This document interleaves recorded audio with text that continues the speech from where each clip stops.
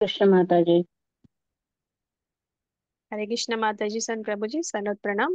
మనం నమస్కారం మంగళాచరణ माता जी। చేసుకొని స్టార్ట్ చేద్దాం. हरे कृष्ण माता जी दंडवत प्रणाम। హరే కృష్ణ దండోత్ ప్రణామ్. हरे कृष्ण माता दंडवत प्रणाम। హరే కృష్ణ దండోత్ ప్రణామ్. हरे कृष्ण माता जी धन्यवाद प्रणाम। హరే కృష్ణ ప్రభు దండోత్ ప్రణామ్. ఓం అజ్ఞానతిమిరాంధస్య జ్ఞానాంజనశలాకయా చక్షుర్మిలితం येन తస్మై శ్రీగురవే నమః. శ్రీచైతన్యమనోభీష్టం స్థాపితం येन భూతలే స్వయం రూప కదా మహ్యం దదాతి స్వపదాంతికం. వందేహం శ్రీగురో శ్రీయుతపదకమలం శ్రీగురూన్ వైష్ణవాంశ్చ శ్రీరూపం సాగరజాతాం సహగణ రఘునాథాన్వితం తం సజీవం साद्वैतं सावधूतं परिजनसहितं कृष्णचैतन्यदेवं श्रीराधा कृष्णपादान् सहगण ललिता श्रीविशाखान्वितांश्च। हे कृष्ण करुणा सिन्धो दीनबन्धो जगत्पते गोपेश गोपिका कान्त राधा कान्त नमोऽस्तु ते। तप्तकाञ्चन गौराङ्गी राधे वृन्दावनेश्वरी वृषभानुसुते देवी प्रणमामि हरिप्रिये। नम ओं विष्णुपादाय कृष्णप्रेष्ठाय भूतले श्रीमते भक्तिवेदान्त स्वामिनिति नामिने। नमस्ते सारस्वते देवे गौरवाणी प्रचारिणे निर्विशेष शून्यवादी पाश्चात्यदेशतारिणे। वाञ्छाकल्पतरुभ्यश्च कृपा सिन्धुभ्य एव च पतितानां पावनेभ्यो वैष्णवेभ्यो नमो नमः।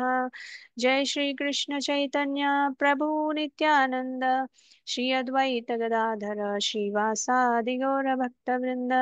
हरे कृष्णा कृष्णा कृष्णा हरे हरे हरे राम राम राम हरे हरे। जय जय श्री चैतन्य जय नित्यानंद जय अद्वैत चंद्र जय गौर भक्त वृंद। जय जय श्री चैतन्य जय नित्यानंद जय अद्वैत चंद्र जय गौर भक्त वृंद। जय जय श्री चैतन्य जय नित्यानंद जय अद्वैत चंद्र जय गौर भक्त वृंद। ॐ नमो भगवते वासुदेवाय। ॐ नमो भगवते वासुदेवाय। ॐ नमो भगवते वासुदेवाय। मुखं करोति वाचालं पंगुं लंघयते गिरिं यत्कृपातमहं वन्दे श्रीगुरुं दीनतारणं परमानन्दमाधवं श्रीचैतन्य ईश्वरम्। श्री श्री राधा मदन मोहन की जय। श्री श्री गौरनिताई की जय। श्री श्री श्री जगन्नाथ बलराम सुभद्रा मैया की जय। जगत गुरु पतित पावन श्रील प्रभुपाद की जय। अनंत कोटि वैष्णव वृंद की जय। श्रीमद् भगवद गीता की जय। थैंक यू सो मच माता जी सन प्रभु जी। హరే మనం కృష్ణ మాతాజీ ప్రణామాలు. హరే కృష్ణ దండోత్ ప్రణామ్. సో మనం हरे 6th చాప్టర్ లో ఉన్నాం కదా. हरे कृष्ण माता जी दंडवत प्रणाम। कौन हरे माता कृष्ण जी? దండోత్ ప్రణామ్. कौन माता जी? 6.12 వరకు అయినాయా? 13, 14 చూడాలి కదా. अंते माता అవును जी మాతాజీ, 11 and 12 అయినాయి माता जी। 11, 12 అయిపోయాయి. నేను ఒకసారి స్క్రీన్ షేర్ చేస్తాను.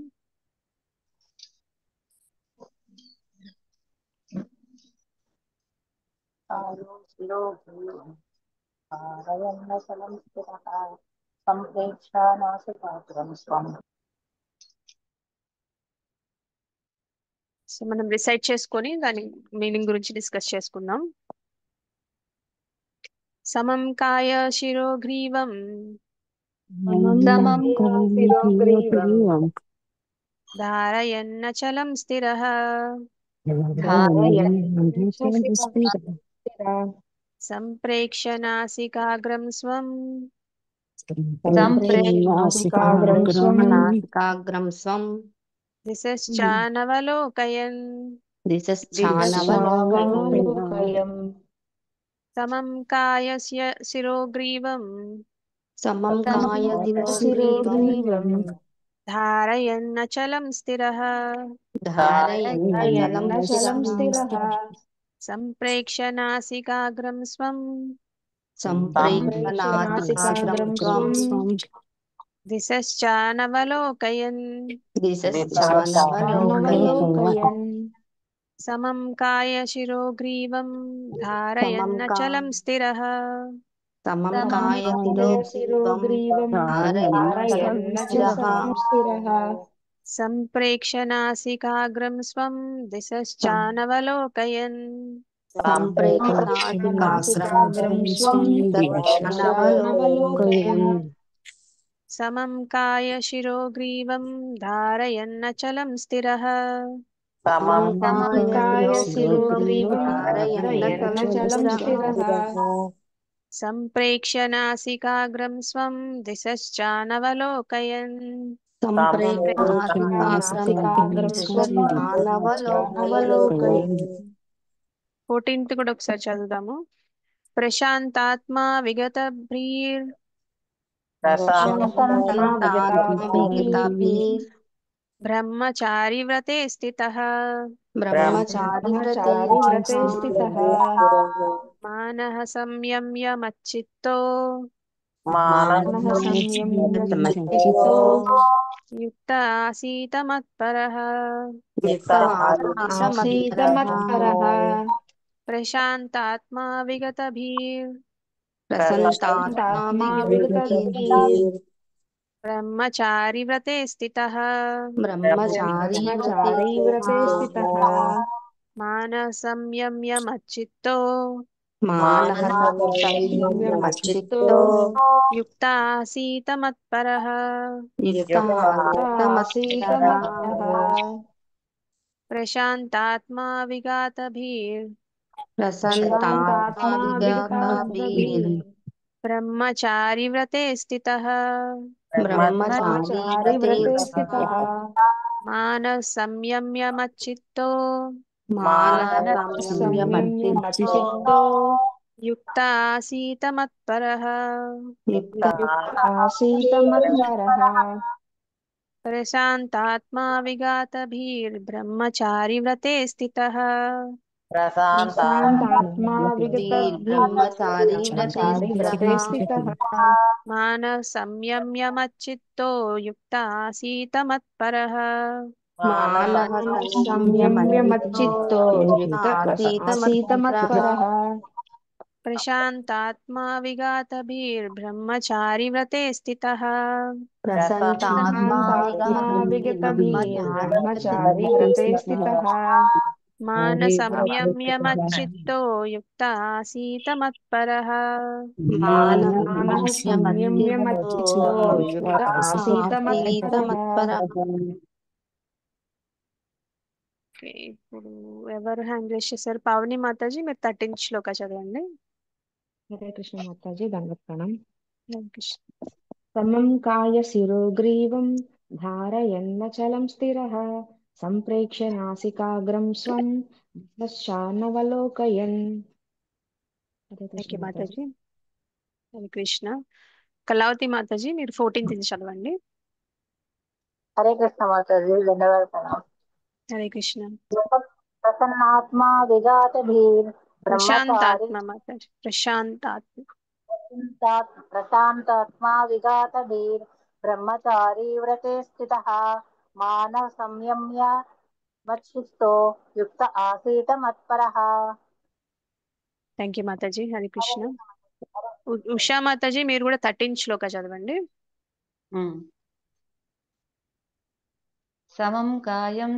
సమం కాయ శిరోగ్రీవం ధారయన్నచలం స్థిరః సంప్రేక్ష్య నాసికాగ్రం స్వం దిశాచనవలోకయన్. థ్యాంక్ యూ మాతాజీ. ఉషారాణి మాతాజీ, మీరు 14th చదవండి. హరే కృష్ణ మాతాజీ. ప్రసన్నాత్మా ప్రశాంతాత్మ మాతాజీ, ప్రశాంతాత్మ. ప్రశాంతాత్మా విగతభిర్బ్రహ్మచారి వ్రతే స్థితః మాన సంయమ్య మచ్చిత్తో యుక్త ఆసీత మత్పరః. హరే కృష్ణ మాతాజీ. థ్యాంక్ యూ మాతాజీ. హరే కృష్ణ. సత్యవతి మాతాజీ, మీరు అనువాదం చదవండి. హరే కృష్ణ. శరీరమును మెడను శిరమును చక్కగా సమముగా రుజురేఖల నిలిపి దృష్టిని నాసిక్రాగముపై కేంద్రీకరింపవలెను. ఆ విధముగా కలత నందునటువంటి నియమిత మనస్సుతో భయమును వీడి బ్రహ్మచర్యమును పాటించుచు యోగి అయిన వాడు నన్నే హృదయమునందు ధ్యానించుచు నన్నే జీవిత పరమ లక్ష్యముగా చేసుకొనవలెను. థ్యాంక్ యూ మాతాజీ. హరే కృష్ణ మాత. హరే కృష్ణ. భాష్యం కొంచెం పెద్దగా ఉంది, ఇద్దరు చేత చదివిద్దాము. పావని మాతాజీ మీరు స్టార్ట్ చేయండి. ఇంకెవరైనా చదవాలనుకుంటే హ్యాండ్ రైజ్ చేయండి. ఇద్దరు పావని మాతాజీసే. ఓకే, భాష్యం సగం చదవండి మాతాజీ, మిగతా సగం ఓకే కృష్ణ మాతాజీ. పావని మాతాజీ చదువుతారు. సరే మాతాజీ. భాష్యం బై శ్రీల ప్రభుపాద్ కీ జై. చతుర్భుజుడైన విష్ణురూపము గల పరమాత్మగా ప్రతి జీవి హృదయమునందు నెలకొని ఉన్నట్టి శ్రీకృష్ణుని తెలుసుకొనుటయే మానవ జన్మ యొక్క ప్రధాన లక్ష్యమై ఉన్నగలది. సర్వాంతర్యామి అయిన విష్ణు రూపమును శోధించి దర్శించుట కొరకై యోగ విధానము అభ్యసింపబడవలెను, కానీ మరి ఏ ఇతర ప్రయోజనము కొరకు కాదు. జీవులందరి హృదయమునందు నెలకొనినట్టి సర్వాంతర్యామి అయిన ఆ విష్ణు రూపము శ్రీకృష్ణుని సంపూర్ణాంశయే. అట్టి విష్ణుమూర్తి సాక్షాత్కారము లేదా అనుభవం అనేది ఉద్దేశము కానప్పుడు మానవుడు ఆచరించు యోగాభ్యాసము కేవలము బూటకమ్మై కాలమును వృధా చేయనదే కాగలదు. జీవితపు పరమ లక్ష్యము శ్రీకృష్ణ భగవానుడే. హృదయస్థుడైన విష్ణుమూర్తి అనుభూతియే యోగాభ్యాసమునకు లక్ష్యము. ఈ హృదయమునందు నెలకొనినట్టి విష్ణుమూర్తి సాక్షాత్కారమునకు మానవుడు సంపూర్ణముగా మైథున భోగ జీవితము నుండి విధి వడవలెను. కనుకనే అతడు గృహమును వీడి పైన పేర్కొనబడినట్లుగా ఆసీనుడై ఏకాంత ప్రదేశమున ఒంటరిగా నివసింపవలెను. గృహమున కాని మరి ఒక చోట కాని మైథున సుఖమును అనుభవిస్తూ యోగ తరగతుల యందు పాల్గొనడం ద్వారా ఎవ్వరూనూ యోగులు కాజాలరు. ఎవరైనను మనస్సును మరియు అన్ని రకాల ఇంద్రియ తృప్తి కార్యములను వీటిలో ప్రధానముగా మైథున భోగ త్యాగమును అభ్యసింపవలెను. యాజ్ఞవల్క్యమ్మ అన్ని హర్షి సూచించిన బ్రహ్మచర్య నియమములను గురించి ఈ విధముగా చెప్పబడినది. కర్మణ మనసా వాచ సర్వావస్థాస్తు సర్వదా సర్వత్ర మైథున త్యాగో బ్రహ్మచర్యం ప్రచక్షతే.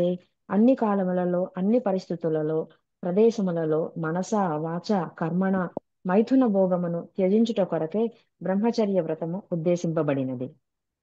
హరే కృష్ణ మాతాజీ. ఇంకా చదవనా? Thank you Mataji. మిగతాది కృష్ణ పావని మాతాజీ చదువుతారు. కృష్ణ పావని మాతాజీ చదవండి. హరే కృష్ణ మాతాజీ. హరే కృష్ణ. మైథున భోగము అనుభవించుచు ఎవరును నిజమైన యోగాభ్యాసమును అభ్యసింపజాలరు. కనుకనే మైథున భోగ సుఖమును గూర్చిన జ్ఞానము లేని బాల్యము నుండియే బ్రహ్మచార్యము బోధించబడుచున్నది. 5 ఏండ్ల వయస్సు నందే పిల్లలను గురుకులమునకు లేక ఆధ్యాత్మికాచార్యుడు నివసించు ప్రదేశమునకు పంపించినచో అతడు వారికి చక్కటి బ్రహ్మచారులగునట్లుగా శిక్షణను ఒసగగలడు. దాన మార్గము, జ్ఞాన మార్గము లేదా భక్తి మార్గము ఏదైనాను సరియే, బట్ అట్టి బ్రహ్మచార్యాభ్యాసము లేనిదే ఎవరును వారి యోగము నందు అభివృద్ధిని సాధింపజలరు. అయినను గృహస్థ జీవన ధర్మమును చక్కగా పాటించుచు కేవలం భార్యతోనే నియమబద్ధముగా మైథున సుఖమును కలిగి ఉన్నవాడు కూడా బ్రహ్మచారి అనబడును. అట్టి నిగ్రహము గల ధ్యాన మార్గ సంప్రదాయములో అట్టి గృహస్థ బ్రహ్మచారులను లైన్ వదిలేశారు మాతాజీ. మాతాజీ లైన్ వదిలి అట్టి నిగ్రహము గల గృహస్థ బ్రహ్మచారులు భక్తి మార్గమునందు ఆమోదింపబడుదురు. కానీ జ్ఞానము మరియు ధ్యాన మార్గము సంప్రదాయములు అట్టి గృహస్థ బ్రహ్మచారులను తమ యందు నేర్చుకున్నటకు అంగీకరింపవు. అట్టి సాంప్రదాయంలో ఎటువంటి సడలింపు లేకుండా పూర్తిగా మైథున జీవన నియంత్రణకు విధించును. భక్తి సంప్రదాయమును మిక్కిలి శక్తివంతమైన డగుటచే భక్తుడు భగవానుని దివ్యసేన యందు నెలకొనుట చేత సహజముగానే మైథున సుఖము నందు ఆకర్షణ కోల్పోవును. కనుకనే భక్తి సాంప్రదాయం నందు గృహస్థ బ్రహ్మచారిని నియమిత మైథున సుఖము ఆమోదింపబడినది. భగవద్గీత 2.59 ఎందలి శ్లోకమునందు ఈ విషయం ఇట్లు చెప్పబడినది. విషయాభినివర్తంతే నిరాహారస్య దేహినః రసవర్త్యం రసోప్యస్య పరం దృష్ట్యా నివర్తతే. ఇతరులను బలవంతముగా ఇంద్రియ తృప్తిని నియంత్రింపగా భగవత్పాదులు భక్తులు సర్వోన్నతమైన దివ్య రసాద్వాన కారణముగా సహజముగానే ఇంద్రియ భోగముల నుండి వైదొలుగుచున్నారు. భక్తులను తప్ప అన్యులకు ఆ దివ్య రసాస్వాదనపు జ్ఞానము ఏ మాత్రము ఉండదు. Thank you Mataji. మనం ఇంకొకరికి అవకాశం ఇద్దాం. ఉషా హరే మాతాజీ కృష్ణ. మీరు చదవండి. హరే కృష్ణ మాతాజీ.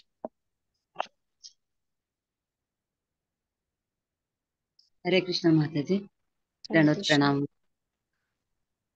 సంపూర్ణముగా కృష్ణ చైతన్యమునందు ఇక్కడ నుంచి చదవండి నెలకొనినదై మాతాజీ. విగత బి అని ఉంది కదా. విగత బి సంపూర్ణముగా కృష్ణ చైతన్యమునందు నెలకొననిదే ఎవ్వరునూ భయరహితులు కాజాలరు. బద్ధజీవి తనకు శ్రీకృష్ణునితో గల నిత్య సంబంధమును విస్మరించుట చేతనే భయమును కలిగియుండును. భయము ద్వితీయాభినివేశితః స్వాధీశాది ప్రేతస్య విపర్యయా స్మృతిః అని శ్రీమద్భాగవతము 11.2-37 చెప్పుచున్నది. భయరాహిత్యమునకు కృష్ణ చైతన్యమే ఏకైక మార్గము. కనుకనే కృష్ణ చైతన్యవంతునకు పరిపూర్ణ అభ్యాసము సాధ్యపడును. అంతేకాకుండా యోగాభ్యాసపు ఉద్దేశము హృదయమునందు నెలకొనినట్టి పరమాత్ముని దర్శించుటయే. కనుక కృష్ణ చైతన్యవంతుడు సహజముగానే యోగులందరిలోకి శ్రేష్ఠుడు అగుచున్నాడు. ఇక్కడ తెలుపబడిన యోగ సిద్ధాంతములు జనాదరణ పొందిన నామమాత్ర యోగ సమాజముల సిద్ధాంతములకు భిన్నములై ఉన్నది. హరే కృష్ణ మాతాజీ.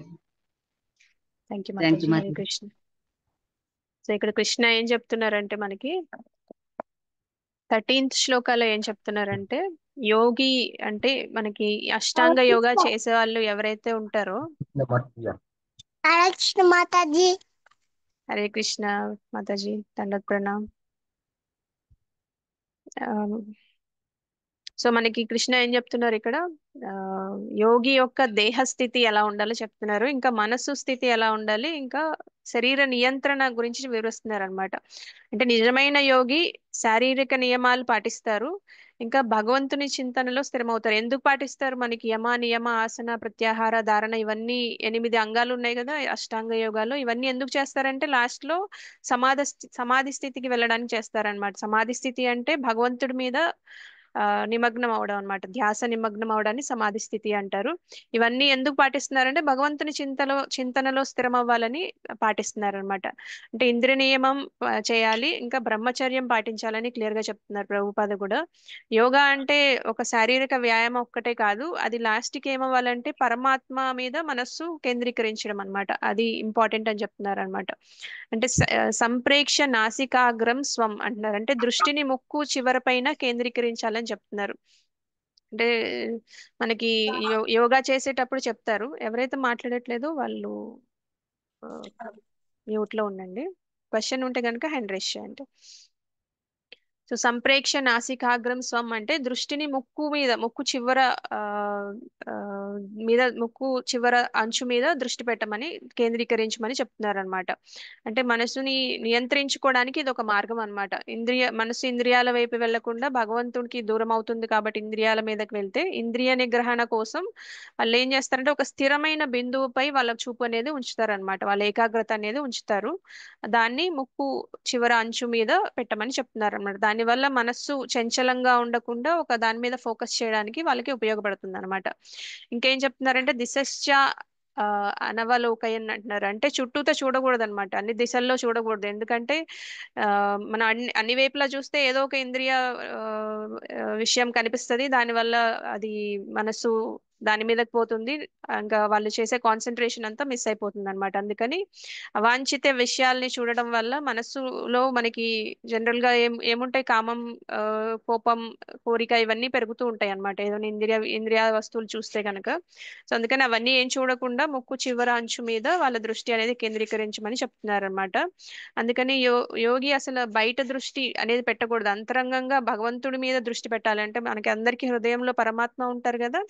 సో ఈ యోగాభ్యాసం ఏదైతే అష్టాంగ యోగా చేసే వాళ్ళు ఉంటారో వాళ్ళు భగవంతుడి మీద అంటే పరమాత్మ మీద ఆ, వాళ్ళు ధ్యానం అనేది చేస్తారనమాట. సో ఆ ధ్యానం చేయడానికి వాళ్ళు ఏం చేస్తారంటే సంప్రేక్ష నాసికాగ్రం స్వం దిశశ్చ అనవలోకేన్, అంటే అన్ని దిశల్లో చూడకుండా చక్కగా వాళ్ళు నాసికాగ్రం అంటే ముక్కు చివర అంచు మీద దృష్టి పెడతారనమాట. దానివల్ల ఏమవుతుందంటే ప్రశాంతాత్మ అంటున్నారు. అంటే ఆ, ఈ ఈ యోగాభ్యాసం చేసే వాళ్ళకి ఆ ప్రశాంతాత్మ ఎందుకు వస్తుందంటే మనసు శాంతిగా ఉండాలన్నమాట. ఈ భగవంతుడి మీద దృష్టి పెట్టాలంటే మనసు శాంతించాలి. అందుకని వాళ్ళు మనకు చెప్తారు కదా, మనకి భక్తిలో కూడా చెప్తారు శ్రద్ధ, సాధుసంగ, భజన క్రియ, అనర్థ నివృత్తి, ఇవన్నీ స్టేజెస్ ఉంటాయి. అలానే అష్టాంగ యోగాలో ఇవన్నీ స్టేజెస్ అన్నమాట. అంటే జ్ఞానంతో భక్తి సాధన చేస్తే మాత్రమే శాంతి వస్తుందన్నమాట. సో వాళ్ళు ఎందుకు ఈ సాధన చేస్తున్నారంటే వాళ్ళకి ఆ జ్ఞానం ఉందన్నమాట. ఏ జ్ఞానం ఉంది వాళ్ళకి? మనకి హృదయంలో పరమాత్మ ఉంటారు, ఆ పరమాత్మ మీద మనం ధ్యానం చేయాలి, మనకి ముక్తి లభిస్తుంది అనే నాలెడ్జ్ అనేది ఉంటదన్నమాట వాళ్ళకి. ఆ జ్ఞానం ఉండడం వల్ల భగవంతుని మీద వాళ్ళు దృష్టి కేంద్రీకరించడం కోసం ఇవన్నీ చేస్తున్నారన్నమాట. ఇంకా విగత బి అంటున్నారు. విగత బి అంటే విగత అంటే భయం అన్నమాట, భయం లేకుండా ఉండడం అన్నమాట. ఎవరికైతే భగవంతుడి మీద నమ్మకం ఉంటుందో వాళ్ళకి భయం పోతుంది. మనకి భాగవతం రిఫరెన్స్ కూడా ఇచ్చారు. భయాన్ని తొలగించే ఏకైక వ్యక్తి మనకి దేవుడే అన్నమాట. భగవంతుడి మీద మనం నమ్మకం ఉంటే గనక మనకి ఏ భయాలు ఉండవు. ఎందుకంటే సపోజ్ ఇప్పుడు చిన్న పిల్లలు ఉన్నారనుకోండి, వాళ్ళకి ఏదైనా భయం వేస్తే ఎవరి దగ్గరికి వెళ్తారు? పేరెంట్స్ దగ్గరికి, అమ్మ కానీ నాన్న కానీ. పేరెంట్స్ దగ్గరికి వెళ్తారు. పేరెంట్స్ దగ్గరికి వెళ్తారు ఎందుకంటే వాళ్ళని కాపాడగలరని నమ్మకం ఉంటుంది అనమాట. మనకి కూడా మనకి భగవంతుడు మన ఫాదర్ కాబట్టి మనకు కూడా ఆయన మీద నమ్మకం ఉంటే గనక మనకి ఏ భయం అనేది ఉండదని చెప్తున్నారు అనమాట. ఇంకా బ్రహ్మచారి వ్రతే స్థిత అంటున్నారు, అంటే బ్రహ్మచర్యం పాటించాలని క్లియర్ గా చెప్తున్నారు. బ్రహ్మచర్యం అనేది కేవలం దేహ నిగ్రహం మాత్రమే కాదంట. అంటే మనకి భక్తి యోగా చూసుకున్నా సరే కృష్ణ సేవ అనే లక్ష్యం మనసులో కూడా ఉండాలన్నమాట. ఓన్లీ బయటకి సేవ చేయడం మాత్రమే కాదు, మనస్సు కూడా భగవంతుడి మీద ఉండాలని చెప్తున్నారు. ఈ యోగా చేసే వాళ్ళకు కూడా ఆ బ్రహ్మచర్యం అనేది బయట వరకే కాకుండా మైండ్ లో కూడా ఆ కోరికలు అనేవి ఉండకూడదని చెప్తున్నారు అనమాట. సో మనం నారద మహాముని ఇది కూడా చూసాం కదా, నారద మహాముని కూడా చిన్నప్పుడు భాగవతులకి సేవ చేస్తారు 4 నెలలు చాతుర్మాస్యంలో ఆయన ఆ సేవ చేసినప్పుడు వాళ్ళు ఆ ధ్యాన ప్రక్రియ కూడా నారద మహామునికి చెప్తారు. ఎప్పుడైతే వాళ్ళ అమ్మ చనిపోతుందో ఆయన ఏం చేస్తారు, అడవిలోకి వెళ్ళి ఒక దగ్గర కూర్చొని చక్కగా ధ్యానం చేస్తారు. అప్పుడు ఆయనకి పరమాత్మ దర్శనం అనేది అవుతుంది అనమాట.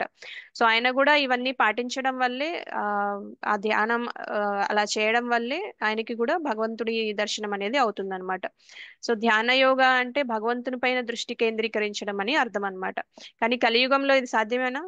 ముక్కు చివర అంచు మీద ధ్యాస పెట్టి కూర్చోవడం సాధ్యమేనా? లేదు మాతాజీ. కష్టం. మన మనసు చాలా చంచలమైనది, మనకి చాలా సమయం కూడా ఎక్కువ లేదు. ఇంతకు ముందు అంటే చాలా రోజులు బతికే వాళ్ళు, మనకి చాలా తక్కువ టైం ఉంది. కాబట్టి మనకి ఈజీ వే ఏంటంటే కృష్ణ చైతన్యంలో ఉండడం అన్నమాట. కృష్ణ నామ సంకీర్తనం చేయడం, మహామంత్రం జపించుకోవడం, చక్కగా భగవంతుని సేవ చేయడం, శ్రవణం, కీర్తనం, విష్ణు స్మరణం, అర్చనం, వందనం, దాస్యం, సాఖ్యం, ఆత్మ నివేదనం, వీటిలో ఏది ఒకటి అంగం తీసుకుని మనం దాంట్లో చేసినా కూడా మనకి ముక్తి అనేది లభిస్తుంది అనమాట. భగవద్ధామానికి చేరుకునే మార్గం సులభం అవుతుంది అనమాట. సో మనకి 6.13 లో చెప్పినట్టు ధ్యాన స్థితి మన కలియుగంలో సాధించాలంటే మనం క్రమం తప్పకుండా జపం చేసుకోవాలి, నిత్యం శ్రవణం చేసుకోవాలి, ఇంకా భక్తుల సేవ చేసుకోవాలి, భగవంతుని సేవ చేసుకోవాలి, ఇంకా బ్రహ్మచర్య స్థితి అందు ఉండాలంటే ఇంద్రియ నియంత్రణ ఉండాలి. మనకి చెప్పారు కదా ఇంద్రియ నియంత్రణ. బ్రహ్మచర్యం అంటే మనకి ఇందాక ప్రభుపాదులు వారు చెప్పారు, ఎవరైతే భార్యతో మాత్రమే మైథునం మాతాజీ చేసే లో వాళ్ళు. వాయిస్ అయింది మాతాజీ, వాయిస్ లోగా ఉంది బాగా. లోగా ఉందా ప్రభు? ఇప్పుడు బాగానే మాతాజీ వస్తుంది మాతాజీ క్లియర్ ఉంది మాతాజీ, ప్లీజ్ క్లియర్ కంటిన్యూ. గానే హరే ఉంది. కృష్ణ. ఓకే ప్రభుజీ మీది చెక్ చేసుకోండి ప్రభు, క్లియర్ గానే ఉందంట. సో మనకి 6.13లో చెప్పినట్టు ధ్యాన స్థితిలో మన ఈ కలియుగంలో అలాంటి ధ్యాన స్థితి సాధించాలంటే మనకి ఈ కృష్ణ చైతన్యంలో మనం చక్కగా నియమబద్ధంగా జపం చేసుకోవాలి, నిత్యం శ్రవణం చేసుకోవాలి, ఇంకా సేవ చేసుకోవాలి, ఇంకా ఇంద్రియ నియంత్రణ కూడా చేసుకోవాలన్నమాట. అంటే అహంకారం వదిలేసి, అహంకారం అంటే ఏంటి, మనం ఈ బాడీ అనేది మన ఈగో అన్నమాట. ఆ బాడీ అనేది మనం ఈ బాడీ కాదు, మనం సోల్ అంటే మనం సోల్ అయితే ఏం చేస్తాము అవి చేయాలన్నమాట. బాడీ అనుకొని మనం బాడీ కోసం ఈ లగ్జరీస్ ఇవన్నీ సంపాదించుకోవడం, లేదంటే సుఖాలు వెతుక్కోవడం, ఇవన్నీ చేస్తున్నాం కదా. అవన్నీ కాకుండా మనం ఏంటనే నాలెడ్జ్ తెలుసుకొని దాని ప్రకారం మనం ఆ వ్యవహరించాలన్నమాట. ఇవే అవసరమైన అని చెప్తున్నారు. అయితే ఇంకా ధ్యానానికి ఆ ఏమేం కావాలంటే దృష్టి, మనస్సు, ఆచరణ ఇవన్నీ ఉండాలి. కృష్ణ చైతన్యంలో కూడా ఇవన్నీ ఉండాలన్నమాట. సో ముక్కుపై దృష్టి పెట్టడం అంటే హృదయం మొత్తం అది ఉండాలన్నమాట. మనసులో కూడా ఉండాలి అని చెప్తున్నారు అనమాట. అంటే ఇది ధ్యాస అనేది మనసులోకి తీసుకురావడానికి వాళ్ళు బయట విషయాలన్నిటిని అన్ని దిశల్లో చూడడం మానేస్తారని చెప్తున్నారు. సో నారద మహాముని కూడా మనకి అలానే చేశారు. అలానే ఆయనకి పరమాత్మ దర్శనం అయింది. కాబట్టి మనం నేర్చుకోవాల్సింది ఏంటంటే ఈ కలియుగంలో ఇది సాధ్యమైనది కాదు. ఇది కూడా ఒక పద్ధతి. ఇంతకు ముందు చేసేవాళ్ళు, తర్వాత పరమాత్మ రియలైజేషన్ వస్తుంది. అంటే పరమాత్మ దర్శనం అనేది జరుగుతుంది వాళ్ళకి. ఆ రియలైజేషన్ వచ్చిన తర్వాత కొన్ని జన్మలు చేసిన తర్వాత లాస్ట్ లో వాళ్ళు వచ్చేది కృష్ణ చైతన్యంలోకే అన్నమాట. సో 6.14లో ఏం చెప్తున్నారంటే ప్రశాంతః విగతేశ బ్రహ్మచారి స్థితే వ్రతః మన సంయమ్య మచ్చిత్తం యుక్త ఆసీత మత్పరః అంటున్నారన్నమాట. అంటే ఇక్కడ ధ్యానయోగి ఎలా ఉండాలో చెప్తున్నారనమాట. అంటే ఆయన ఎలా ఉండాలి, ప్రశాంతంగా ఉండాలంట, శాంతంగా ఉండాలి, విగతేశ వాంఛలు లేకుండా ఉండాలన్నమాట. ఇంకా బ్రహ్మచారి వ్రతే స్థితః అంటున్నారు, బ్రహ్మచర్యాన్ని కూడా పాటించాలని చెప్తున్నారు. అంటే మన మనస్సు పూర్తిగా భగవంతుని మీద స్థిరంగా ఉంచాలంటే మనసు ప్రశాంతంగా ఉండాలి, కోరికలు లేకుండా ఉండాలి, ఇంకా బ్రహ్మచర్యం పాటించాలని చెప్తున్నారు అనమాట. అది దానివల్ల యోగా అంటే భగవంతుని మీద ఆ దృష్టి అనేది కేంద్రీకరించగలుగుతారని చెప్తున్నారు అనమాట. సో శాంతంగా, కోరికలు లేకుండా, మనస్సు నిశ్చలంగా ఉండాలి. ఇంకా మనకి కామ, క్రోధ, లోభ అనే అశుభ భావాలు కూడా మన మైండ్ లోకి రాకూడదు. ఇంకా ఇంద్రియ నియంత్రణతో కూడిన బ్రహ్మచర్య వ్రతాన్ని పాటించాలి. ఇంకా మనస్సంయమ్య అంటే మనస్సు కూడా నియంత్రణలో ఉంచుకోవాలి. అలా ఉంచుకోవడం వల్ల ఏమవుతుంది, మచ్చిత్త యుక్త మత్పరహ అని చెప్తున్నారు. అంటే మనస్సు కృష్ణుడి మీదే ఉండాలన్నమాట, అంటే పరమాత్మ మీదే ఉండాలి. సో అలా ఉన్నప్పుడు ధ్యానం అనేది సాధ్యమవుతుందని చెప్తున్నారు అనమాట. సో చాలా మంది అనుకుంటారు యోగా కేవలం శారీరక వ్యాయామం మాత్రమే అని అనుకుంటారు. కానీ ఇక్కడ క్లియర్ గా చెప్తున్నారు అనమాట. అది నెక్స్ట్ లెవెల్కి వెళ్తే. ప్రభుజీ మీకు ఏమైనా ప్రాబ్లం ఉందా? జానకి రామయ్య ప్రభు వినిపిస్తుందా ఇప్పుడు? మ్యూట్ లో ఉండండి ప్రభు, మీకు వినిపిస్తుంటే కనుక మ్యూట్ లో ఉండండి. ఇది అన్మ్యూట్ అయిపోయినట్టుంది. ఓకే. సో మనకి కేవలం శారీరక వ్యాయామం లాగే భావిస్తారు, కానీ భగవంతుని మీద ధ్యానం చేయడమే దాని ముఖ్య ఉద్దేశం అనేది మనకి ఇక్కడ తెలుస్తుంది అనమాట. అంటే మనకి 8 ఆరువృక్ష నుంచి ఆరుడ స్టేజ్ కి వెళ్ళాలంటే 8 అంగాలు ఉంటాయి కదా. అష్టాంగ అంటే 8 కదా, గుర్తున్నాయా అన్ని? గుర్తున్నాయి మేడం. మాతాజీ యమ, నియమ, ఆసన, ప్రత్యాహార, ప్రత్యామ్నాయ, ప్రత్యాహార, ధారణ, సమాధి, ఇంకోటి ఏదో వస్తుంది. సో అన్ని కరెక్ట్ గా చెప్పారు మాతాజీ, ఒకటి తప్పు చెప్పారు. యమ అంటే మనం ఏమేమి చేయాలి అనేది, యమ అంటే ఏమేమి చేయాలి, నియమ అంటే ఏమి చేయకూడదు, డూస్ అండ్ డోంట్స్ అన్నమాట. అంటే మనం ఎలాంటి నిగ్రహంతో ఉండాలి, బాహ్య నియమాలు అన్నమాట. అంటే హింస అనేది చేయకూడదు, వైలెన్స్ చేయకూడదు, ట్రూత్ఫుల్నెస్, సత్యం మాట్లాడాలి, ఇంకా బ్రహ్మచర్యం పాటించాలి, ఇంకా పరిగ్రహం అలాంటివి చేయాలన్నమాట. నియమ అంటే అంతఃశుద్ధి అనమాట. ఇవి ఇంతకుముందు యమ అంటే బాహ్య నియమాలు, నియమ అంటే అంతర్గత నియమాలు అనమాట. శౌచం, సంతోషం, తపం, స్వాధ్యాయ అట్లాంటివి అన్నమాట. ఆసన అంటే శరీరాన్ని సుఖంగా ఉంచే భంగిమలు ప్రాక్టీస్ చేయడం అన్నమాట. ప్రాణాయామ అంటే శ్వాస నియంత్రణ చేయడము. ప్రత్యాహార అంటే ఇంద్రియాలని బాహ్య విషయాల నుంచి వెనక్కి లాగడం అన్నమాట, అంటే ఇంద్రియ నిగ్రహణ చేసుకోవడం అన్నమాట. సో ధారణ అంటే ఒకదానిపైన మనస్సు స్థిరపరచడం అన్నమాట. సో అయితే ఇక్కడ ప్రత్యాహార వరకు ఆరువృక్ష స్టేజ్, ఆరుడ స్టేజ్ కి వచ్చేసరికి మనకి అడ్వాన్స్డ్ స్టేజ్ అన్నమాట. ధారణ, ధ్యానం, సమాధి. ధారణ అనేది ట్రాన్సిషన్ స్టేజ్ అన్నమాట. ధారణ ఫస్ట్ స్టేజ్ లో ఉన్నప్పుడు ఆరు వృక్షాల్లోనే ఉంటారు. సెకండ్ స్టేజ్కి వచ్చినప్పుడు ఆరూఢ స్టేజ్కి వస్తారనమాట. అంటే ఒక దాని మీద మనస్సు స్థిరపరచడం అనేది చాలా పెద్ద ప్రాసెస్. దానికి రావాలంటే ఈ ధారణ స్టేజ్లో ఈ 5 పాటించాలన్నమాట. యమ నియమ ఆసన ప్రాణాయామ ప్రత్యాహార ఇవన్నీ అయిన తర్వాత మాత్రమే ధారణా స్టేజ్కి రాగలరు. అంటే మనస్సు భగవంతుడి మీద స్థిరపరచగలరు అనమాట. సో తర్వాత ధ్యానం, నిరంతరంగా ధ్యానం చేస్తూ ఉంటారన్నమాట. మనస్సు స్థిరపరిచిన తర్వాత భగవంతుడి మీద ధ్యానం చేస్తూ ఉంటారు. తర్వాత ఆత్మ సమాధి స్టేజ్కి వెళ్తారనమాట. సమాధి స్టేజ్ అంటే ఆత్మ పరమాత్మ ఒకేలాగా అనిపిస్తాయి అనమాట వాళ్ళకి. అంటే అంత ఇమ్మర్స్ అయిపోతారనమాట ధ్యానంలో. సమాధి స్టేజ్ అంటే ఇంకా వాళ్ళకి ఏమి తెలియదు, అంత భగవంతుని మీదే ధ్యాస ఉంటుందన్నమాట. ఇంకా వేరే ఏ ధ్యాస ఉండదన్నమాట. సో ఈ 8 స్టేజెస్ కి రావాలంటే ఇంత ప్రాక్టీస్ చేయాలన్నమాట. సో మనకి కలియుగంలో అంత ప్రాక్టీస్ మనం చేయలేము. ఆ మనకి కృష్ణ చైతన్యంలో మనం భక్తి యోగాలో చేసే వాటితో మనకి ఈజీగా మనం భగవంతుని తెలుసుకోవచ్చు, మనం భగవద్ధామానికి చేరుకోవచ్చు అన్నమాట.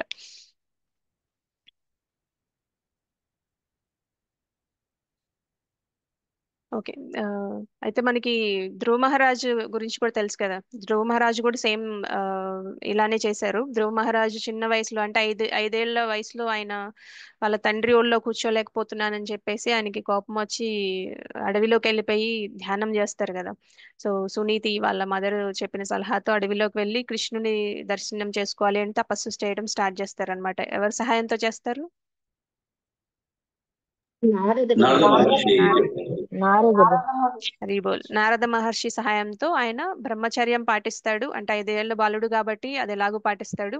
ఇంకా తన మనస్సుని చక్కగా స్థిరం చేసుకుంటాడు. శరీరంపై నియంత్రణ సాధిస్తాడు. అంటే ఆయన 6 నెలలు చేస్తాడు. 6 నెలల్లో ఫస్ట్ నెల ఓన్లీ వాటరే ఫస్ట్ నెల ఓన్లీ ఆకులు అలములు తింటాడు. సెకండ్ నెల ఓన్లీ వాటరే తాగుతాడు. తర్వాత అసలు ఏమీ తినకుండా అట్లాంటి స్టేజ్కి వెళ్తాడు అనమాట. అన్ని వదిలేసి కేవలం భగవంతుని మీదే ధ్యానం నిలుపుతాడు అనమాట. అంటే ఓం నమో భగవతే వాసుదేవాయ అనే జపిస్తూ ఉంటాడు అనమాట.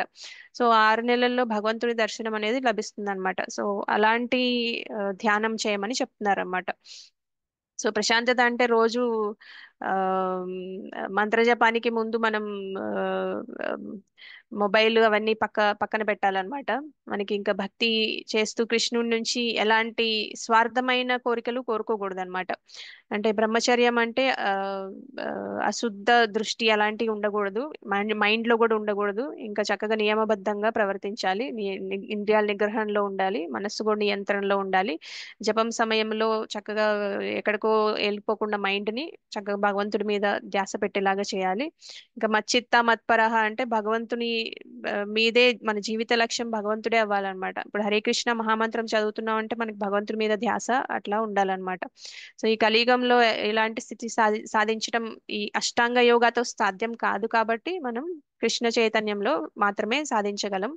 ఇది ఒకటే మనకి అవకాశం అన్నమాట. అయితే ఒక బ్రహ్మచారి ధ్యానం చేస్తూ ఉంటాడు. గురు మహారాజ్ వచ్చి అడుగుతారనమాట, ఏంటి బాబు నాసికాగ్ర ధ్యానం చేస్తున్నావా అంటే, అంత డీప్ మెడిటేషన్ చేస్తున్నావా అని అడుగుతారనమాట. అప్పుడు చెప్తాడు అనమాట, అవును గురూజీ, కానీ ఒకటే ఒక సమస్య, నా ముక్కు చాలా పెద్దగా ఉంది, ఎటు చూసినా అదే కనిపిస్తుంది అని చెప్తాడనమాట. అంటే దృష్టి ముక్కుపై పెట్టమంటే ముక్కు షేప్ గురించి కాదనమాట, మనస్సు చెదిరిపోకుండా ఒకే స్థిర బిందువు మీద ఉంచడం అనేది అక్కడ గమనించాలి. సో మనం అర్థం చేసుకునేది కరెక్ట్ గా అర్థం చేసుకోవాలన్నమాట. ఆ శిష్యుడు ఎలా అర్థం చేసుకున్నాడంటే, ఆ ముక్కు షేప్ ఎలా ఉంది, ఎటువైపు ఎలా ఉంది, ఇటువైపు తిరుగుతుందా, దాని గురించి ధ్యాస పెడుతున్నాడు. ధ్యాస పెట్టడం అనేది ముక్కు మీద కాదు, వేరే వాటి మీదకి ఆ వెళ్లకుండా ధ్యాస అనేది భగవంతుడి మీదకి రావడం కోసం ప్రాక్టీస్ చేసేదాన్ని నాసికాగ్ర ధ్యానం అని అంటారనమాట. అంతేగాని ముక్కు అంటే నిజంగానే ముక్కు మీద ధ్యానం పెట్టి ముక్కునే గమనిస్తూ ముక్కు ఎలా ఉందో చూడటం అని కాదు. అయితే ఒక యోగి ఉంటాడు, దృష్టిని నిలుపుతాడు, ప్రశాంతంగా కూర్చుంటాడు చక్కగా. కానీ వెంటనే మొబైల్ ఒక అంటే ఒక భక్తుడు మొబైల్ రింగ్ అవుతుంది. అప్పుడు దృష్టి ముక్కు పైనే ఉంది, కానీ మనస్సు వాట్సాప్ నోటిఫికేషన్ మీదకి వెళ్ళిపోయింది అనమాట. అంటే మైండ్ ఎక్కడికో వెళ్ళిపోయింది, ఆ సౌండ్ వినగానే మైండ్ ఎక్కడికో వెళ్ళిపోయింది అనమాట. అంటే బయట దృష్టిని నియంత్రించగలిగిన మనస్సు మీద నియంత్రణ లేకపోతే ధ్యానం చేసినా ఉపయోగం లేదనమాట.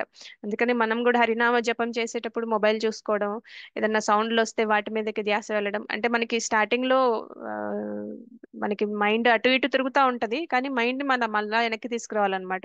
అంటే మనం ఎంత సిన్సియర్ గా ట్రై చేస్తున్నాం అనేది భగవంతుడు చూస్తారనమాట.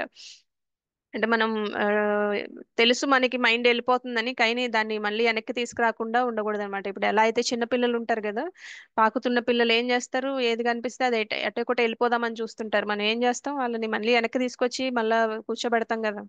అలానే మన మనస్సు కూడా చిన్న పిల్లోడిలాగే అన్నమాట. ఎటో ఒకటి వెళ్ళిపోతూ ఉంటుంది, మనం దాన్ని వెనక్కి తీసుకొస్తూ ఉండాలన్నమాట. ఎప్పటి వరకు తీసుకొస్తూ ఉండాలి, పిల్లోడు కొంచెం పెరిగే వరకు తీసుకొస్తూ ఉండాలి. అలానే మన మనస్సు కూడా కొంచెం మెచ్యూరిటీ వచ్చే వరకు భక్తిలో అది నిలపగలిగే స్టేజ్ వరకు వచ్చే వరకు మనం దాన్ని వెనక్కి తీసుకొచ్చుకుంటూ ఉండాలన్నమాట. ఎప్పుడు వేరే వేరే వాటి గురించి ఆలోచన చేస్తూ ఉంటుంది. వీసా పాస్పోర్ట్ లేకుండా ఏ దేశమైనా తిరగలదు మనసు. సో ఆ మనసుని చక్కగా మనం ఎక్కడికి వెళ్ళిపోయినా సరే మళ్ళా తీసుకొచ్చి భగవంతుడి నామం మీద తీసుకొచ్చి పెట్టాలన్నమాట. అయితే ఇంకో భక్తుడు జపం చేస్తూ ఇలా కోరుకుంటూ ఉంటాడు అనమాట. అంటే ఒక మంత్రం చదువుతాడు. హరే కృష్ణ కృష్ణ కృష్ణ హరే హరే, హరే రామ రామ రామ హరే హరే అని చదువుతాడు. చదివిన తర్వాత అతని వెంటనే ఒక కోరిక అనేది వస్తుంది అనమాట. పక్కింటాలకి పెళ్ళైపోయింది, నాకు కూడా ఒక మంచి భక్తురాలిని ఇవ్వండి కృష్ణ అని అడుగుతాడు. అంటే జపం ఒక మంత్రం చేస్తున్నాడు, ఒక కోరిక కోరుకుంటున్నాడు అనమాట. అంటే వాంఛలు లేకుండా భగవంతుని జపించాలన్నమాట. అంటే కోరికలతో జపించకూడదు అనమాట. అంటే హైతుకి అప్రతిహత భక్తి అంటారు కదా, అలా చేయాలన్నమాట. అంటే నిరంతరంగా చేయాలి. అంటే నేను ఎప్పుడో పండగ అప్పుడు చేస్తాను, లేదా జన్మాష్టమి అప్పుడు చేస్తాను, రాధాష్టమి అప్పుడు చేస్తాను, లేదంటే దామోదర మాసంలో చేస్తాను, ఇలా కాకుండా ఎప్పుడూ చేయాలి, నిరంతరంగా చేయాలి భక్తి. హైతుకి అంటే అప్రతిహత అంటే ఆ, ఆ, మనం ఆ, ఏవి కోరికలు లేకుండా చేయాలన్నమాట. అంటే మన మోటివేషన్ భగవంతుడికి మనకి ఆ రిలేషన్, ఆ ప్రేమతో చేయాలన్నమాట. లేదంటే ఇది నేను చేస్తే భగవంతుడు నాకు మంచి చేస్తాడు, నాకు ఏదో ఒకటి కోరికలు ఉన్నాయి కదా అవన్నీ తీరుతాయి, అలాంటి మోటివ్ తో చేయకూడదు అనమాట భక్తి అనేది. మంత్రం అనేది ఎలా జపించాలంటే భగవంతునికి ప్రీతిపాత్రం అయ్యేలాగా జపించాలన్నమాట.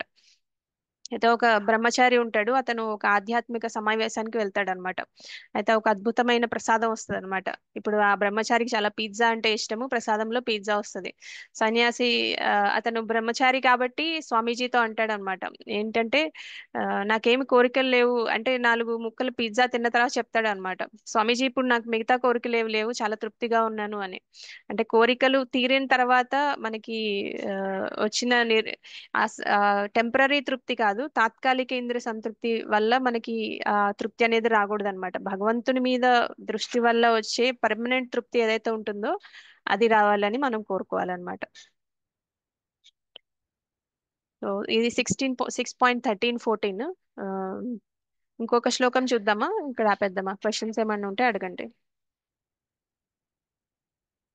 ఇంకా 10 minutes టైం ఉంది మనకి.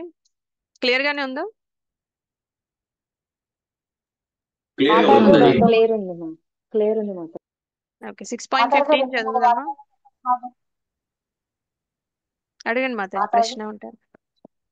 ప్రశ్న కాదు మాతాజీ, 2-3 వాక్యాలలో చెప్పండి మాతాజీ ఈ మొత్తం 2-3 పాటలు. వాక్యాలలో చెప్పమంటారా? 2-3 వాక్యాలలో చెప్పాలంటే మనకి అష్టాంగ యోగా అనే చాప్టర్ లో ఉన్నాం మనం. అష్టాంగ యోగా ఎలా చేస్తారో మనకి కృష్ణ చెప్తున్నారనమాట. అష్టాంగ యోగా చేసేటప్పుడు ఈ నాసికాగ్రం మీద వాళ్ళు దృష్టి అనేది నిలుపుతారు. అష్టాంగ యోగాలో ఎన్ని అంగాలు ఉన్నాయి మనకి చెప్పారు కదా, ఆ స్టేజెస్ లో ఒక్కొక్క స్టేజ్ గురించి ఎక్స్ప్లెయిన్ చేస్తున్నారు అనమాట. సో ఎక్స్ప్లెయిన్ చేస్తున్నప్పుడు ఈ ఈ నాసికాగ్రం మీద మనసు స్థిరపరిచి ఆ కేంద్రీకరించి, ఇంకా వాళ్ళు మనస్సు భయము అవన్నీ వదిలేసి బ్రహ్మచర్యం పాటిస్తూ హృదయంలో భగవంతుని ధ్యానించాలని చెప్తున్నారు అనమాట ఈ 2 శ్లోకాల్లో. ఈ అష్టాంగ యోగాలో ఇలా చేస్తారని చెప్తున్నారు. మనకి ప్రభుపాదుల వారు భాష్యంలో ఏం చెప్పారంటే, మనకి అష్టాంగ యోగా చేయడం కష్టము, మనం ఇలాంటి ఆ నాసికాగ్ర ధ్యానం అనేది చేయలేం, కాబట్టి మనం కృష్ణ చైతన్యంలో ఉండడం మనకి మంచిదని చెప్పారనమాట ఈ కలియుగంలో. థ్యాంక్ యూ మాతాజీ, ధన్యవాదాలు మాతాజీ. థ్యాంక్ యూ మాతాజీ. హరి కృష్ణ. ఇంకేమైనా ప్రశ్నలు ఉన్నాయా? అసలు ఎందుకు చెప్తున్నారు కృష్ణ ఇన్ని యోగాల గురించి? కర్మయోగ, భక్తి యోగ, అష్టాంగ యోగ, ధ్యాన యోగ, ఇన్ని ఎందుకు చెప్తున్నారు? ఈ అష్టాంగ ఎవరికైనా ఐడియా? యోగం ద్వారా మాతాజీ నిరాకారవాదులు వీళ్ళు అలా పరమాత్మని డైరెక్ట్ గా చూస్తారు మాతాజీ. ఒక వెలుగు రూపంలో చూస్తారు అష్టాంగ వెలుగు యోగం. రూపంలో చూసేది మాయావాడీస్ మాతాజీ. ఓకే. వాళ్ళు బ్రహ్మజ్యోతి. సో మనకి భగవంతుడి రియలైజేషన్ 3 రకాలుగా ఉంటుంది. ఒకళ్ళు బ్రహ్మన్ రియలైజేషన్ అంటే వాళ్ళు బ్రహ్మజ్యోతిలో కలిసిపోవాలి అని అనుకుంటారు. అంటే వాళ్ళకి ముక్తి అంటే బ్రహ్మజ్యోతిలో కలిసిపోవడం అనమాట. నెక్స్ట్ది పరమాత్మ రియలైజేషన్ అంటే మనకి భగవంతుడు హృదయంలో పరమాత్మ రూపంలో ఉంటారు కదా, పరమాత్మని వాళ్ళు అంతవరకే వెళ్తారనమాట. అంటే భగవంతుడు కృష్ణుడు ఇలా ఉంటాడు, ఆయన ఇన్ని లీలలు చేస్తాడు, ఇన్ని అవతారాలు ఉంటాయి అనే అంత ధ్యానం, అంత నాలెడ్జ్ ఉండదన్నమాట, అంత జ్ఞానం. సో వాళ్ళు పరమాత్మ నా హృదయంలో ఉంటాడు, నేను హృదయంలో ఉన్న పరమాత్మనే పూజిస్తాను అని అనుకుంటారు అనమాట. అక్కడ వరకే ఆగిపోతారు. కృష్ణకి ఇంకా చాలా అవతారాలు ఉన్నాయి, ఆయనకి పర్సనల్ ఫామ్ ఉంది అని అనుకోరు అనమాట. నా హృదయంలో ఉన్న పరమాత్మనే నేను పూజిస్తాను అని అనుకుంటారు అనమాట. సో ఈ 3 రకాల్లో భక్తి చేసే వాళ్ళకి కృష్ణుడు చక్కగా ఆయనకి రూపం ఉంటుంది, ఆయనకి నామ రూప గుణ లీలలు అవన్నీ ఉంటాయి, అవన్నీ తెలుసుకోవాలి, ఆయనకి అవతారాలు చాలా ఉంటాయి, ఆయనే మొత్తం సృష్టికర్త అనేది ఆ నాలెడ్జ్ వేరే అన్నమాట. సో అది ఫైనల్ రియలైజేషన్. అయితే ఈ కృష్ణ ఎందుకు చెప్తున్నారు ఈ జ్ఞానయోగ, ధ్యాన యోగ, అష్టాంగ యోగ, భక్తి యోగ ఇవన్నీ ఎన్ని రకాలు ఎందుకు చెప్తున్నారంటే అర్జునుడికి ఇప్పుడు ఇప్పుడు చెప్పేవి అష్టాంగ యోగ చెప్పేటప్పుడే అర్జునుడు చెప్తాడు, నేను గాలినైనా విండ్నైనా కంట్రోల్ చేయగలను కానీ నేను మైండ్ని అయితే కంట్రోల్ చేయలేను కృష్ణ అని చెప్తాడు అనమాట. ఎంత గొప్ప యోధుడు ఆయన, ఒక బాణం వేసి గాలిని కూడా కంట్రోల్ చేయగలడు కానీ నేను మైండ్ని కంట్రోల్ చేయలేను అని చెప్తున్నాడు అనమాట. అంటే అష్టాంగ యోగ సాధ్యం కాదని అర్జునుడే చెప్తున్నాడు. సో కృష్ణ ఆయనకి ఇన్ని రకాల అవకాశాలు ఉన్నాయి, ఇవన్నీ భగవంతుని చేరే మార్గాలే. అంటే ఇప్పుడు అష్టాంగ యోగ చేసే వాళ్ళు కూడా భగవంతుని చేరుతారు, కానీ ఎప్పుడైతే వాళ్ళకి మనస్సు పరమాత్మ మీద నిమగ్నం అవుతుందో దాని తర్వాత చాలా జన్మలు అట్లానే ప్రాక్టీస్ చేసిన తర్వాత ఫైనల్ గా వాళ్ళకి ఆ రియలైజేషన్ అనేది వస్తుంది అనమాట. భగవాన్ రియలైజేషన్ కి వచ్చేస్తారు, భక్తి యోగాలోకి వస్తారనమాట. ఇప్పుడు కర్మయోగాతో స్టార్ట్ చేసిన, ధ్యాన యోగాతో స్టార్ట్ చేసిన, జ్ఞాన యోగాతో స్టార్ట్ చేసిన అల్టిమేట్ గా రావాల్సింది భక్తి యోగాలోకి. సో అలా అన్ని మెట్లు ఎక్కుకుంటూ వెళ్ళడం ఈజీయా లేకపోతే డైరెక్ట్ గా లిఫ్ట్ లో వెళ్ళడం ఈజీయా? డైరెక్ట్ గా లిఫ్ట్ లో వెళ్ళడం మంచిది మాతాజీ. లిఫ్ట్ లో వెళ్తే మనం భక్తి యోగా చేస్తున్నట్టు అర్థం అనమాట. లేకపోతే మనం కర్మయోగా చేసినా భగవంతుని రీచ్ అవుతాము, ధ్యాన యోగా చేసినా భగవంతుని రీచ్ అవుతాము. కాకపోతే కలియుగంలో ఇవన్నీ పాసిబుల్ కూడా కాదు అని కృష్ణ ఉద్దేశం అనమాట. ఇన్ని రకాలు ఉన్నాయి భగవంతుని చేరడానికి, ఇన్ని మార్గాలు ఉన్నాయి, ఇవన్నీ కష్టతరమైన మార్గాలు. ఈ కలియుగంలో మనకి ఈజీ వే ఏంటంటే భక్తి యోగా చేయడం అనేది కృష్ణ చెప్పడం ఉద్దేశం అనమాట. ఈ భగవద్గీతలో మనకి భక్తి యోగానే మంచిదైతే ఇవన్నీ ఎందుకు చెప్పారు అని మనకి డౌట్ రావచ్చు. అంటే మనం ఇప్పుడు ఏదన్నా ఎన్ని రకాల మార్గాలు ఉన్నాయి, నువ్వు బెస్ట్ తీసుకొని మన పిల్లలకు కూడా చెప్తూ ఉంటాం కదా, అట్లానే మనకి భగవంతుడు కూడా అది చెప్తున్నారు అనమాట. ఇన్ని పాసిబిలిటీస్ ఉన్నాయి మీకు, ఇదైతే ఈజీ వే, నేను రికమెండ్ చేసేది కూడా భక్తి యోగానే అని చెప్తారనమాట. భగవద్గీతలో చాలాసార్లు చెప్తారు, ఆ భక్తి యోగానే రికమెండ్ చేస్తారనమాట కృష్ణ కూడా.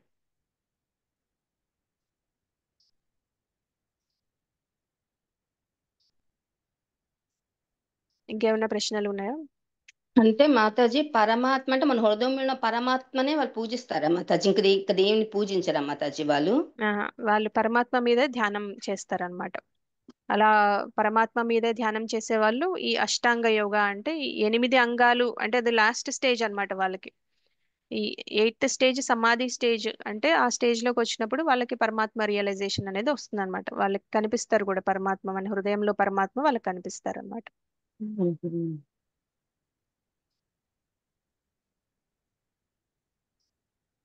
అంటే ఈ అష్టాంగ యోగం వేరు, ఈ పరమాత్మ వేరు మాతాజీ? లేదు మాతాజీ, అష్టాంగ యోగ అష్టాంగ చేసేదే యోగంలోనే పరమాత్మ మీద ధ్యానం చేయడం కోసం. ఓకే, అర్థమైంది మాతాజీ. థ్యాంక్ యూ మాతాజీ. హరే కృష్ణ. హరే కృష్ణ. ఇంకేమైనా ప్రశ్నలు ఉన్నాయా? కర్మయోగ ఫస్ట్ 6 చాప్టర్స్ కర్మయోగ కదా మనకి, ఈ 6th చాప్టర్ తో మనకి కర్మయోగ అయిపోతుంది, తర్వాత మనకి భక్తి యోగా స్టార్ట్ అవుతుంది. మీకు గుర్తున్నాయి కదా, 18 చాప్టర్స్ లో ఫస్ట్ 6 కర్మయోగ, మిడిల్ 6 చాప్టర్స్ భక్తి యోగ, లాస్ట్ 6 చాప్టర్స్ జ్ఞాన యోగ అనమాట.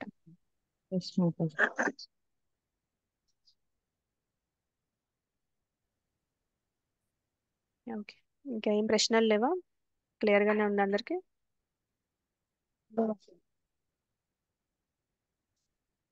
జపం అంతా కరెక్ట్ గా చేస్తున్నారా అందరూ? చేస్తున్నాం మాతాజీ. Very good. ఎప్పుడు చేస్తున్నారు, ఏ టైంలో చేస్తున్నారు? మాతాజీ ఉదయం చేస్తున్నాం మాతాజీ, 5 గంటలకు. Very good. మార్నింగే అన్ని రౌండ్స్ కంప్లీట్ అవ్వట్లేదు మాతాజీ, కొన్ని రౌండ్స్ ఈవినింగ్ అలా ఉండిపోతున్నాయి. అవును కుదిరితే మాతాజీ, ఉదయం కుదరకపోతే పర్వాలేదు, అస్సలు చేయని దానికన్నా కంప్లీట్ చేసుకోవడం, బట్ కుదిరినంత వరకు మార్నింగ్ చేసుకుంటే మార్నింగ్ మైండ్ కూడా ప్రశాంతంగా ఉంటుంది కదా. అవును మాతాజీ, కానీ ఉదయం అన్ని రౌండ్లు చేయాలంటే కుదరటం లేదు మాతాజీ. ఉమ్. సాయంత్రం కొద్ది ఎక్కువనే, ఉదయం కొన్ని చేస్తున్నాను. అవునా. యాక్చువల్గా మీరు ఒకవేళ మీకు సాయంత్రం తొందరగా పడుకున్నట్టయితే ఎర్లీగా లేవచ్చు, 3:30కి లేవచ్చు, అంటే 8 కల్లా పడుకోవాలి. అలా కుదిరితే కనుక అలా చేయండి. అంటే మీరు సాయంత్రం ఆ 2 గంటలు ఆ సాయంత్రం చేసే బదులు ఆ 2 గంటలు పొద్దున పూటకి మార్చుకుంటే బాగుంటుంది. కుదిరినట్టయితే అది ప్రయత్నించండి, కొన్ని రోజులు మీకే అర్థమవుతుంది. మార్నింగ్ మన మైండ్ ప్రశాంతంగా ఉంటుంది, వాతావరణం ప్రశాంతంగా ఉంటుంది, ఏ డిస్టర్బెన్సెస్ ఉండవు, అందరు చక్కగా పడుకొని ఉంటారు. ఆ టైంలో ధ్యానం చేస్తే ఆ డిఫరెన్స్ మీరే అబ్జర్వ్ చేస్తారనమాట. అండ్ ఇప్పుడు మనకి 8 రౌండ్స్ చేసాం అనుకోండి, సాయంత్రం వరకు 8 రౌండ్స్ ఉంటే మైండ్ అంతా చేయలేదని ఉంటుందా? ఎస్ ఉంటది. మాతాజీ, చాంటింగ్ పెండింగ్ అవ్వలేదు. ఉంటే మనసంతా అటే లాగుతూ ఉంటది మాతాజీ. ఎగ్జాక్ట్లీ. స్ట్రెస్ క్రియేట్ అవుతుంది అనమాట. చేయాలి అని ఉంటుంది అంటే ఇంకా లాస్ట్ కానీ లో ఏమవుతుందంటే మనకి మైండ్ అంతా మనకి మన త్రిగుణాల గురించి చెప్తారనమాట. ఈ జ్ఞానయోగ సెక్షన్ లో కృష్ణ త్రిగుణాల గురించి చెప్తారు. అంటే త్రిగుణాలు అంటే మనకి సత్వ రజో తమో గుణాలు కదా. పొద్దున పూట ఎర్లీ మార్నింగ్ టైంలో మోడ్ ఆఫ్ గుడ్నెస్ ఎక్కువ ఉంటుంది అనమాట, ప్రామినెంట్ గా ఉంటది. ఆ, అందుకని మనకి ఆ టైంలో ధ్యానం అనేది బాగా కుదురుతుంది. మనం సాయంత్రం అయ్యేసరికి తమో గుణంలోకి వెళ్ళిపోతుంది అనమాట టైం కూడా. ఆ టైంలో మనం అందుకే పడుకోమంటారు అనమాట, ఏ పని చేయకూడదు, తమో గుణంలో మనం తప్పులు చేసే అవకాశం ఎక్కువ ఉంటుంది కాబట్టి సాయంత్రం పూట చేయకూడదు అంటారు. కానీ ఇప్పుడు ఈ జపం కూడా మీరు సాయంత్రం ఎక్కువ టైం పడుతుంది, ఫోకస్ కూడా ఎక్కువ పెట్టలేరు. ఏదో ఇంకా చేసాము అనే పేరుకి చేసినట్టు అనిపిస్తుంది ఒక్కొక్కసారి. మైండ్ అంత ధ్యాస ఉండదు, ఏవేవో గుర్తొస్తూ ఉంటాయి, ఇంకా వేరే వేరే డిస్టర్బెన్సెస్ వస్తూ ఉంటాయి, ఏదో అవ్వలేదని అంటే మనం చేత్తో జపం మాల తిప్పుతూ ఉంటాము, నోటితో చెప్తూ ఉంటాము, అది చెవుతో ఒక్కొక్కసారి వింటూ ఉంటాం, మైండ్ ఎక్కడో ఉంటూ ఉంటది కదా. సో అలా కాకుండా పొద్దున పూట చేస్తే మీకు చాలా డిఫరెన్స్ ఉంటుంది. సో మాక్సిమం ఎంత వీలైతే అంత పొద్దున పూట ఎక్కువ మాలలు కంప్లీట్ చేయడానికి ట్రై చేయండి. ఆ సాయంత్రం ఏదైతే టైం కేటాయిస్తున్నారో ఆ టైం పొద్దునకి షిఫ్ట్ చేసుకోవడానికి ట్రై చేయండి. హరే కృష్ణ మాతాజీ, మార్నింగ్ కంప్లీట్ చేస్తున్నా మాతాజీ నేనైతే. మళ్ళీ హరి ఈవినింగ్ బోల్. చేయాలంటే మైండ్ సెట్ అవ్వట్లేదు మాతాజీ. ఆఫీస్కి వెళ్ళొచ్చి అవును. ఈవినింగ్ అయితే చాలా కష్టం మాతాజీ. మీరు చెప్పేది కరెక్ట్, బట్ ఈవినింగ్ బుక్స్ చదువుకోవడం చాలా బెటర్ మాతాజీ. మార్నింగ్ ఉమ్, కంప్లీట్ చేస్తేనే బెటర్. అవును. Early morning Mataji. Hare Krishna. Hare Krishna Prabhu, thank you so much for sharing your experience. అయితే అందరికీ కుదరకపోవచ్చు, కుదరని వాళ్ళు, హెల్త్ ఇష్యూస్ ఉన్న వాళ్ళు, కొంచెం ఉన్నవాళ్ళు కొంచెం 12 లోపు చేసుకోవడానికి ట్రై చేయండి. మరి ఈవినింగ్ 8-9 ఆ టైంకి కాకుండా 12 గంటల లోపు చేయడానికి ట్రై చేయండి. మనకి 12 వరకు కొంచెం మోడ్ ఆఫ్ గుడ్నెస్ ఉంటుంది, తర్వాత రజోగుణంలోకి వెళ్ళిపోతాం, తర్వాత లాస్ట్ లో మన తమో గుణంలో చేయకుండా మోడ్ ఆఫ్ గుడ్నెస్ లో ఉన్నప్పుడే సత్వగుణంలోనే చేయడానికి ట్రై చేయండి. 12 లోపు చేయడానికి ట్రై చేయండి. హరే కృష్ణ మాతాజీ, హరే కృష్ణ మాతాజీ. ఉదయం 8 రౌండ్లు చేస్తున్నాను, మళ్ళీ టిఫిన్లు అయ్యాక చేస్తున్నాను. అలా చెయ్యొచ్చా ముందు 8? చేయండి మాతాజీ. అలా ఒకేసారి చేయలేకపోతే మీరు మధ్యలో కొంచెం బ్రేక్ తీసుకొని బ్రేక్ఫాస్ట్ చేసి అట్లా చేయొచ్చు. ఆ తర్వాత మధ్యాహ్నం 3 మరో 16 రౌండ్లు చేస్తున్నాను. 5 హరి బోల్. అవుతుంది 3 మొదలెడితే. హరి బోల్ మాతాజీ. మీరు 16 అనేది మినిమమే, మీరు ఎక్కువ చేయగలిగితే ఇంకా చాలా మంచిది. అదే యాక్చువల్ ఉదయం గా 16, మధ్యాహ్నం 3 16. హరి బోల్, వెరీ నైస్ మాతాజీ. ఇద్దరే ఉంటాం కదా, మధ్యాహ్నం ఏం ఉండదు. Very good Mataji, very nice. చక్కగా మీరు మంచిగా ఉపయోగించుకుంటున్నారు మీకున్న సమయాన్ని భగవంతుడి ధ్యానం కోసం. ఆ, చాలా సంతోషంగా ఉంది. హరే కృష్ణ. ఓకే మాతాజీ అండ్ ప్రభుజీస్, థ్యాంక్ యూ సో మచ్. వాంఛాకల్పతరుభ్యశ్చ కృపా సింధుభ్యవ చ పతితానాం పావనేభ్యో వైష్ణవేభ్యో నమో నమః. అనంతకోటి వైష్ణవ వృంద की जय, श्रील प्रभुपाद की जय, श्रीमद् भगवद गीता की जय. हरे कृष्ण माता जी, ప్రణామం. हरे कृष्णा, దండవత్ दंडवत प्रणाम। प्रणाम.